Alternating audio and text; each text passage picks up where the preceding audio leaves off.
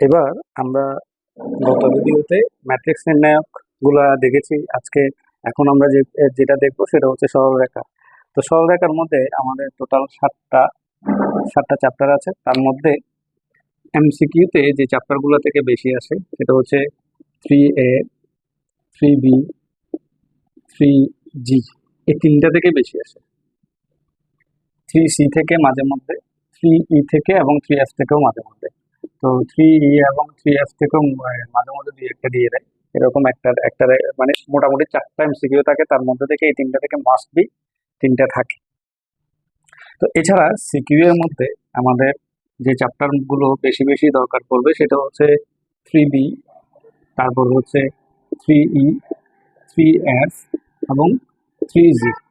এবার আমাদের সব থেকে বেশি ইম্পর্টেন্ট হচ্ছে ইএফজি। ইএফজি এর কিছু অঙ্ক আছে যে অঙ্কগুলো এবার মাস্ট বি আসতে পারে, এগুলো আসতে পারে। ঠিক আছে, তো আমরা দেখি এখান থেকে কোন কোন অঙ্কগুলো এরকম করে আসতে পারে। তো প্রথমে 3A থেকে আমি কিছু বলি। 3A থেকে আমাদের যে অঙ্কগুলো থাকে এখানেও আমরা কিছু দিতে পারি, যে এই যে পোলার স্থানাঙ্ক নির্ণয়ের অঙ্কগুলো আমাদের দিতে পারে। পোলার স্থানাঙ্ক নির্ণয় এগুলো কতে দিতে পারে, পোলার স্থানাঙ্ক নির্ণয় কতে। তারপর আমাদের কতে আরো অনেকগুলো অঙ্ক থাকে, সেগুলো হচ্ছে বি বি থেকেও দিতে পারে, অথবা ক্ষেত্রফল নির্ণয়ের ক্ষেত্রেও দিতে পারে, অথবা 3D থেকে আমাদের কিছু এমসিকিউ থাকে। 3D থেকে সেগুলো হচ্ছে 1 নম্বরের যে অঙ্কগুলো আছে সেগুলো এমসিকিউ এর জন্য একটু পড়ে নেবে। এমসিকিউ এর জন্য পোলার স্থানাঙ্ক থেকে কিন্তু এমসিকিউ থেকে অবশ্যই একটা থাকবে।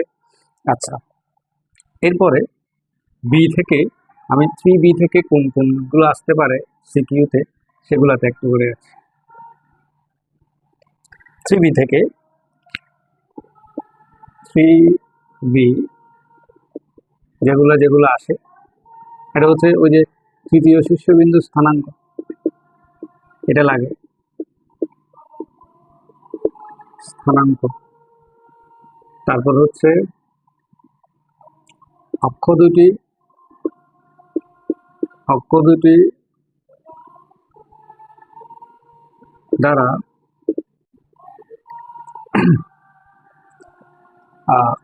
বিভক্ত, কত অনুপাতে বিভক্ত বিভক্ত নির্ণয় থাকতে পারে। এরপর আরেকটা জিনিস থাকে, বি ইকুয়াল টু 3BC একটা অঙ্ক আছে, এটার উপর ডিপেন্ড করে কিন্তু মিক্সার করে থাকে। এই এটা হচ্ছে আমাদের 3B এর অঙ্কগুলো। 3E থেকে যে অঙ্কগুলো আসে,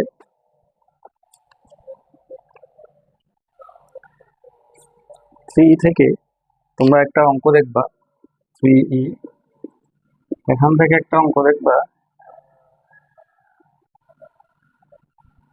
যে উদাহরণ একটা অঙ্ক আছে, দেখি একটা একটা রেখা থাকবে, একটি রেখা অক্ষদ্বয়কে 3 বিন্দুতে ছেদ করে, অক্ষদ্বয়কে 3 ভাগে বিভক্ত করে। এ ধরনের 2-3টা অঙ্ক আছে।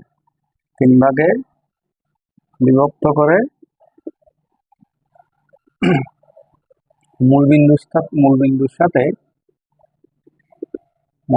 সাথে সরল রেখাগুলো নির্ণয় করতে বলে। আমি পুরোপুরি লিখতেছি না, তোমরা সরল রেখা নির্ণয় করো। পুরোপুরি লিখছি না, কারণ হচ্ছে এত আসলে বেশি হয়ে যাবে, বেশি বড় হয়ে যাবে। এরপর যে অঙ্কগুলো আমাদের দরকার, ওই যে ঢাল নির্ণয়ের অঙ্কগুলো এমসিকিউতে আছে। ঢাল নির্ণয়গুলো এমসিকিউ এর জন্য ঢাল নির্ণয়। তারপর আমাদের বইয়ের কিছু অঙ্ক আছে, সেটা হচ্ছে 7 নাম্বার। আমি এখানে ডিরেক্টলি লিখে দিচ্ছি 7 নাম্বার, 8 নাম্বার। 7 নাম্বার বলতে ওই যে একটু আগে যেটা লিখে দিছি এই অঙ্কটার মতো 7 নাম্বারের অঙ্কগুলো, 7 নাম্বারের নিচের অঙ্কগুলো করলেই হবে, যেগুলো বোর্ডে আসছে। তারপর 8 নাম্বারের একটা অঙ্ক আছে যেটা কোণ দিয়ে আছে। 8 নাম্বারের একটা কোণ দিয়ে আছে, 45 ডিগ্রি দিয়ে একটা কোণ আছে, সেই অঙ্কটা একটু করে বেশি করে করলে হবে। এরপর আরেকটা আছে, সেটা হচ্ছে 1-4 বিন্দুগামী। তোমার বইয়ে দেখলেই পাবে 1-4 বিন্দুগামী।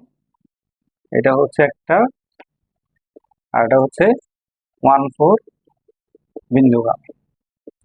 এই অঙ্কটা পূর্ণ বিন্দুগামী দিয়েও আসে।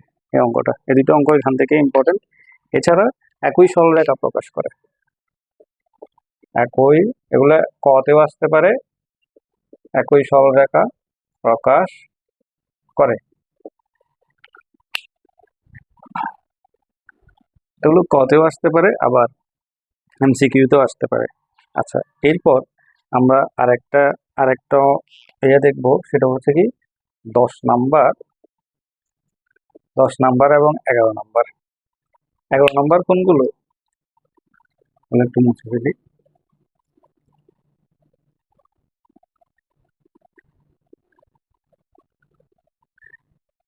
11 নাম্বারের মধ্যে ওই যে তিনটা তিনটা রেখা দিয়ে ত্রিভুজ গঠন করা, তিনটা রেখা দেয়া থাকবে, এরপর ত্রিভুজের ক্ষেত্রফল ক্ষেত্রফল নির্ণয়। এই অঙ্কগুলো হচ্ছে আমাদের 3E তে বেশিরভাগ সময় ইম্পর্টেন্ট। এরপর আমরা 3F এ আসি।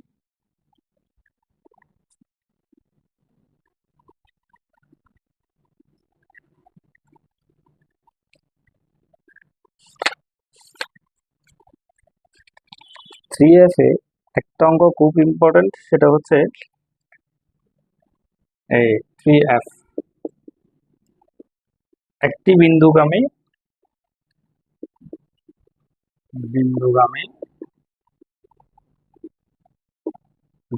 একটি বিন্দুগামী দুটি সরলরেখা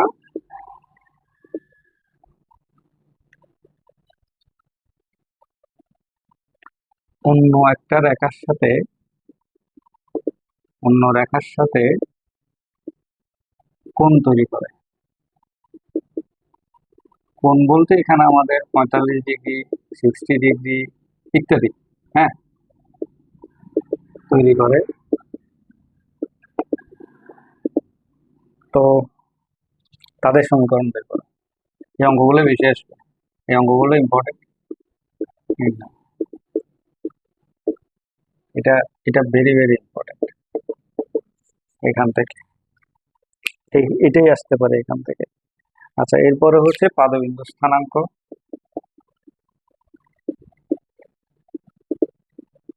পাদবিন্দু স্থানাঙ্কটা ভালো করে করবে। তারপর হচ্ছে লম্ব দ্বিখণ্ডক, লম্ব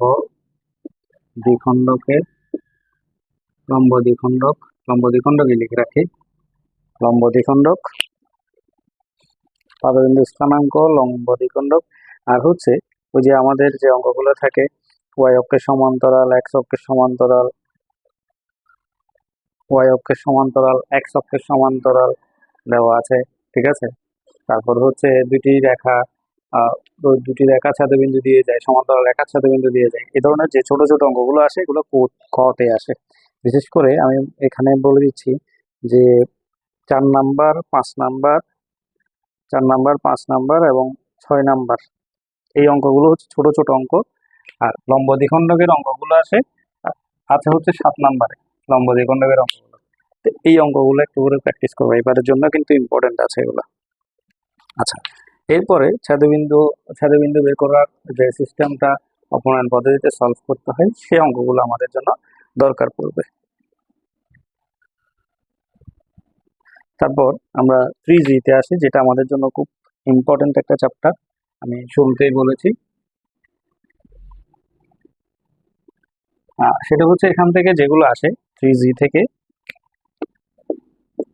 থেকে যেগুলো আসে, প্রথম হচ্ছে একটি বিন্দু থেকে রেখার লম্ব দূরত্ব এমসিকিউতে, এবং দুটি সমান্তরাল রেখা লম্ব দূরত্ব, এই দুটো হচ্ছে মাস্ট বি এমসিকিউ এর জন্য ইম্পর্টেন্ট। তারপর এছাড়া এখানে যে অঙ্ক